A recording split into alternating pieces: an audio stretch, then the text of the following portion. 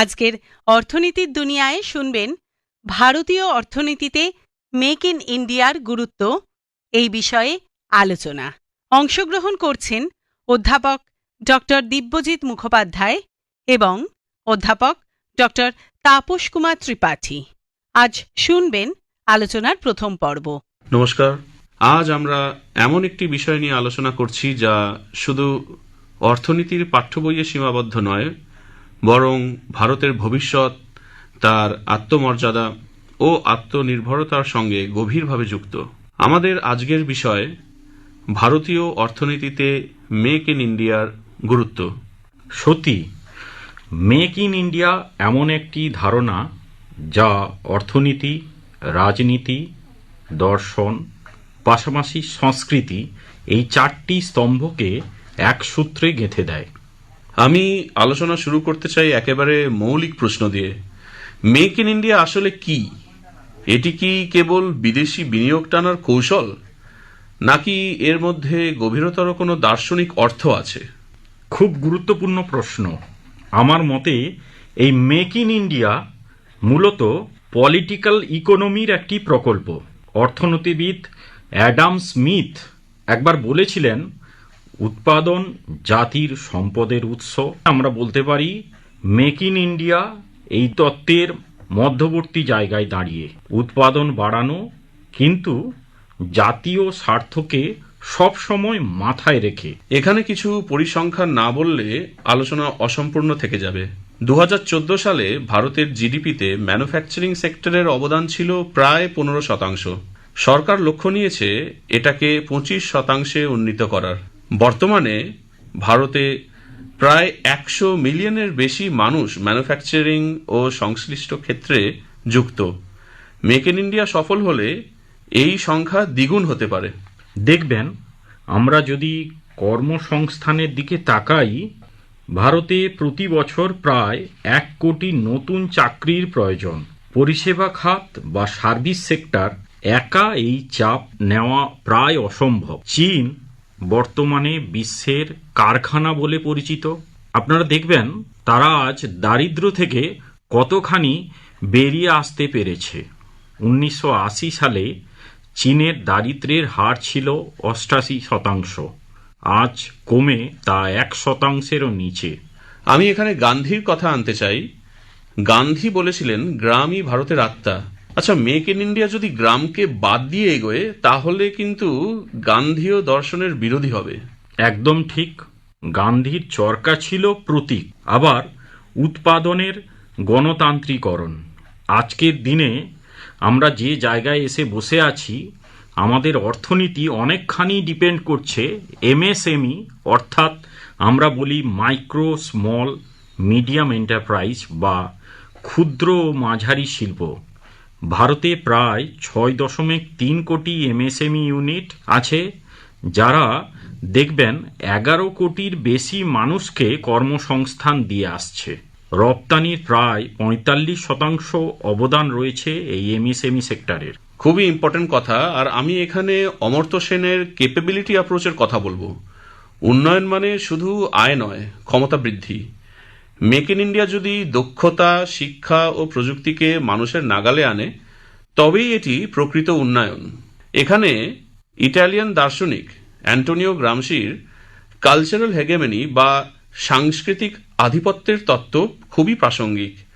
দীর্ঘদিন আমরা বিশ্বাস করেছি যে ভালো মানেই বিদেশি, কিন্তু না, এইখানেই মেক ইন ইন্ডিয়া খুবই একটা বিপ্লবী ভূমিকা পালন করছে। মেক ইন ইন্ডিয়া সেই মানসিক দাসত্ব ভাঙার চেষ্টা। ডক্টর তাপস, আপনি এটা তো নিশ্চয়ই মনে করেন। অবশ্যই।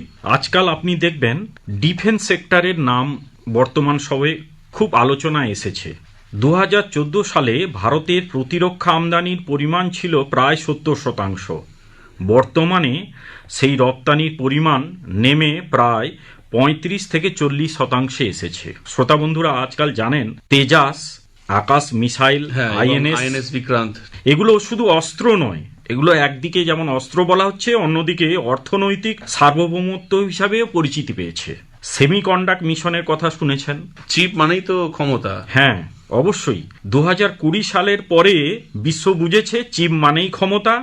ভারত আজ প্রায় $10 বিলিয়ন বেশি বিনিয়োগ করেছে দেশীয় চিপ উৎপাদনে। এই সব তো গেল, কিন্তু অনেকের কাছে সমালোচনা আমি শুনেছি যে অনেকে বলে যে মেক ইন ইন্ডিয়া মূলত অ্যাসেম্বল ইন ইন্ডিয়া। তো এইটা কতখানি সত্যি আপনার কাছে? আমি জাস্ট এই পয়েন্টেই আসছি। সমালোচনা তো অবশ্যই সবসময় যুক্তিসঙ্গত, কিন্তু ইতিহাস বলছে উৎপাদনের পূর্ণচক্র গড়ে উঠতে সময় লাগে। আপনি দেখবেন জার্মানি, জাপান বা কোরিয়া, এই সব দেশ কেউ কিন্তু একদিনে প্রযুক্তি নেতা হয়নি।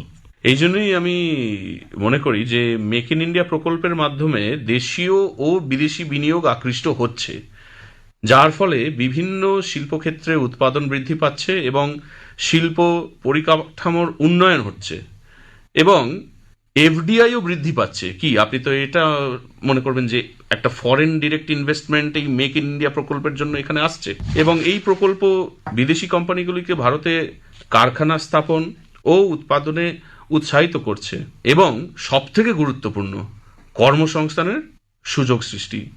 নতুন শিল্প ও কারখানা স্থাপনের মাধ্যমে বিপুল কর্মসংস্থানের সুযোগ সৃষ্টি হয়েছে। অবশ্যই কর্মসংস্থান বর্তমান সময়ে একটা জ্বলন্ত সমস্যা। এই মেক ইন ইন্ডিয়া উদ্যোগের ফলে কর্মসংস্থান যাতে বাড়ে, সরকারের লক্ষ্য সবসময় ওটাই রয়েছে। আপনি দেখবেন বর্তমান সময়ে কিছুদিন আগে কেন্দ্রীয় বাজেট গেছে, সেখানে কেন্দ্রীয় সরকার চাইছে কর্মসংস্থান বৃদ্ধি পায়, তার জন্য বিভিন্ন স্কিমও নিয়ে এসেছে। এই কর্মসংস্থানের সুযোগ সৃষ্টি বিশেষ করে যুব সমাজ এবং দক্ষ শ্রমিকের জন্য চাকরির সম্ভাবনা বাড়িয়েছে। তার পাশাপাশি আমি বলবো আমদানি নির্ভরতা হ্রাস পেয়েছে, পাশাপাশি রপ্তানি বৃদ্ধি ও বৈদেশিক বাণিজ্য যেটা ফরেন ট্রেড অনেকাংশে শক্তিশালী হচ্ছে। আমার মনে হয় প্রযুক্তি ও দক্ষতারও অনেক উন্নয়ন হবে। অবশ্যই, আর হচ্ছেও। এই ব্যবসায়িক দক্ষতা সাথে ব্যবস্থাপনার দক্ষতা, আবার নতুন নতুন টেকনোলজি প্রবেশ করেছে যা কিনা মানব সম্পদ উন্নয়নে সহায়ক হয়েছে। ভারতের এই বৈদেশিক ভাবমূর্তির উন্নয়নে বিভিন্ন সক্ষমতা এবং উৎপাদন শক্তিকে বিশ্ব দরবারে তুলে ধরেছে। এর ফলে দেখবেন আন্তর্জাতিক ক্ষেত্রে ভারতের মর্যাদা অনেকাংশে বৃদ্ধি পেয়েছে। বিভিন্ন দেশ এখন ভারতবর্ষের কথাই বলছে। তাহলে পর্যবেক্ষণ করে দেখা যায় যে সার্বিকভাবে মেক ইন ইন্ডিয়া প্রকল্প ভারতের অর্থনীতির জন্য একটি যুগান্তকারী উদ্যোগ। এটি শিল্পায়ন, কর্মসংস্থান সৃষ্টি, রপ্তানি বৃদ্ধি ও অর্থনৈতিক স্বনির্ভরতা অর্জনে গুরুত্বপূর্ণ ভূমিকা পালন করছে এবং ভারতের টেকসই উন্নয়নের পথকে সুদৃঢ় করছে। একদম গ্লোবাল ম্যানুফ্যাকচারিং হাব বলা হচ্ছে ভারতবর্ষকে। হ্যাঁ, এবং যদি আপনি আমাদের শ্রোতা বন্ধুদের কাছে আলোকপাত করেন বিশেষ করে ফরেন ট্রেড এবং মেক ইন ইন্ডিয়ার সম্পর্ক, এই বিষয়ে আমি কয়েকটা কথা বলবো যেটা শ্রোতা বন্ধুদের জন্য অবশ্যই জেনে রাখা দরকার। প্রথমত, বিশ্ব উৎপাদন ব্যবস্থায় ভারতের অন্তর্ভুক্তি হয়েছে। তার ফলে কি হয়েছে না, গ্লোবাল ভ্যালু চেনে ভারতবর্ষের এই উৎপাদন ক্ষেত্র সক্রিয়ভাবে যুক্ত হচ্ছে। আচ্ছা, এই গ্লোবাল ভ্যালু চেনটার বিষয়ে যদি একটু সংক্ষিপ্তভাবে বোঝান। বিভিন্ন বহুজাতিক কোম্পানি তাদের উৎপাদন কেন্দ্র ভারতে স্থাপন করার ফলে বিশ্ব উৎপাদন ব্যবস্থায় ভারতের ভূমিকা অনেকখানি শক্তিশালী হয়েছে। এইটার জন্য তো অনেক কর্মসংস্থান বাড়তে পারে। হ্যাঁ, অবশ্যই কর্মসংস্থান বেড়েছে, পাশাপাশি বৈদেশিক প্রত্যক্ষ বিনিয়োগ বা ফরেন ডিরেক্ট ইনভেস্টমেন্ট বেড়েছে। বৈদেশিক ব্যবসা যেটা রয়েছে, ব্যবসা বাণিজ্য, সেটা অনেকখানি সম্প্রসারণ হয়েছে। প্রযুক্তির স্থানান্তর, টেকনোলজি ট্রান্সফার হয়েছে। পাশাপাশি বিশ্ব অর্থনীতিতে একটা ভারসাম্য এসছে এবং উন্নয়নশীল দেশ যেগুলো রয়েছে এবং উন্নত দেশ তাদের সঙ্গে একটা সম্পর্ক স্থাপন হয়েছে। আপনি দেখবেন বর্তমান সময়ে আমেরিকা, জাপান, পাশাপাশি রাশিয়া বিভিন্ন ক্ষেত্রে তাদের বিভিন্ন টেকনোলজি, ভারতবর্ষের টেকনোলজি দুটোর মধ্যে স্থানান্তর ঘটেছে। এবং ডক্টর ত্রিপাঠী, এটা নিশ্চয়ই আপনি এগ্রি করবেন যে প্রায়শই আমরা দেখি স্টুডেন্টরা, মানে প্রত্যেক গ্র্যাজুয়েট বা পোস্ট গ্র্যাজুয়েট তাদের কোর্স শেষ হওয়ার পরেই আমাদেরকে জিজ্ঞেস করে নাও হোয়াট, এখন কি করব। হ্যাঁ, ওই জন্যই তো দেখবেন বর্তমান সময়ে কোর্সের মধ্যেও এই এন্টারপ্রেনারশিপ ডেভেলপমেন্ট এসছে, ইন্টার্নশিপ এসছে, যাতে তাদেরকে অনেক বেশি কর্মমুখী করে তোলা যায়। এবং এই নাও হোয়াট বা এখন কি করব এই প্রশ্নের উত্তরে, মানে তার মানে যে কোন কর্মসংস্থানে যোগ দেব, এটা তো আমরা বলতে পারি যে মেক ইন ইন্ডিয়া ভারতে একটা গুরুত্বপূর্ণ কাজ করছে এই বিষয়ে। আর এখানেই আমি বলবো যে মেক ইন ইন্ডিয়া হলো ভারতের একটি প্রধান জাতীয় উদ্যোগ, যার লক্ষ্য দেশকে একটি বৈশ্বিক উৎপাদন কেন্দ্র হিসেবে গড়ে তোলা। এই প্রকল্পের অন্যতম গুরুত্বপূর্ণ উদ্দেশ্য হলো ভারতে ব্যাপক কর্মসংস্থানের সুযোগ সৃষ্টি করা, বিশেষ করে যুব সমাজ ও দক্ষ অদক্ষ শ্রমশক্তির জন্য। আপনি যদি সংক্ষেপে শ্রোতা বন্ধুদের মেক ইন ইন্ডিয়া এবং কর্মসংস্থানের যে সম্পর্ক সেই বিষয়ে দু এক কথা বলেন তাহলে ভালো হয়। যেটা হচ্ছে নতুন শিল্প ও কারখানা স্থাপন, এটা খুবই ইম্পর্টেন্ট, কারণ কারখানাই যদি না হয় তাহলে এই লক্ষ লক্ষ ছাত্রছাত্রীরা কোথায় যাবে? আর মেক ইন ইন্ডিয়া এই অ্যাসপেক্টটা খুব সুদৃঢ়ভাবে দেখছে। প্রত্যক্ষ ও পরোক্ষ কর্মসংস্থানে আমি বলতে পারি যে উৎপাদন শিল্পে সরাসরি শ্রমিক নিয়োগের পাশাপাশিও পরিবহন, পাশাপাশি তাহলে সাপ্লাই চেইন ঘটেছে। একদমই, পরিবহন, বিপণন এবং সরবরাহ শৃঙ্খল রক্ষণাবেক্ষণ এবং পরিষেবা খাতে পরোক্ষ কর্মসংস্থান সৃষ্টি হচ্ছে। যুব সমাজের ক্ষেত্রে এর কতখানি ইম্প্যাক্ট পড়েছে আপনি মনে যুব করেন? সমাজের কাছে এই যে ভারতের বৃহৎ একটা যুব জনসংখ্যা আছে, সেটাকে কাজে লাগানোর জন্য মেক ইন ইন্ডিয়া একটি কার্যকর মাধ্যম এবং শিল্প সম্প্রসারণের ফলে শিক্ষিত ও প্রশিক্ষিত যুবকদের জন্য চাকরির সুযোগ বৃদ্ধি পাচ্ছে। আমি চাইবো আপনি একটু এই দক্ষতা উন্নয়ন এবং প্রশিক্ষণ সম্বন্ধে যদি শ্রোতা বন্ধুদের বলেন। মেক ইন ইন্ডিয়ার সাথে স্কিল ইন্ডিয়া কর্মসূচি সমন্বয়ের ফলে শ্রমশক্তির দক্ষতা বর্তমানে অনেকখানি বেড়ে গেছে। স্কিল লেবার ফোর্স পাওয়া যাচ্ছে, যার ফলে কর্মসংস্থানের গুণগত মান উন্নত হচ্ছে এবং কর্মীরা আধুনিক প্রযুক্তির সাথে খাপ খাইয়ে নিচ্ছে। বর্তমানে কেন্দ্রীয় সরকার বাজেটেও এর প্রভিশন রাখছে। গ্রামীণ এবং আঞ্চলিক কর্মসংস্থান বিশেষত বিভিন্ন রাজ্য এবং গ্রামীণ অঞ্চলে বিস্তৃত হওয়ায় স্থানীয় পর্যায়ে কর্মসংস্থানের সুযোগটা অনেকখানি বেড়ে গেছে। উদ্যোক্তা এবং ক্ষুদ্র শিল্পের বিকাশ আপনি আজকাল প্রায়শই দেখেছেন। এমএসএমই ইউনিট এবং স্টার্ট আপ এই স্কিল লেবার ফোর্সকে অনেকখানি উৎসাহিত করছে। এর ফলস্বরূপ আমরা দেখতে পাচ্ছি বেকারত্ব পরিমাণ খানিকটা হলেও কমে গেছে এবং আয় বৃদ্ধি ফেলেছে, যার ফলে সমাজ জীবনে বা সার্বিক জীবনযাত্রার মানোন্নয়ন অনেকখানি বৃদ্ধি ঘটেছে। সার্বিকভাবে আমি বলবো মেক ইন ইন্ডিয়া উদ্যোগ ভারত সরকারের কর্মসংস্থান সৃষ্টির ক্ষেত্রে একটা গুরুত্বপূর্ণ ভূমিকা পালন করেছে।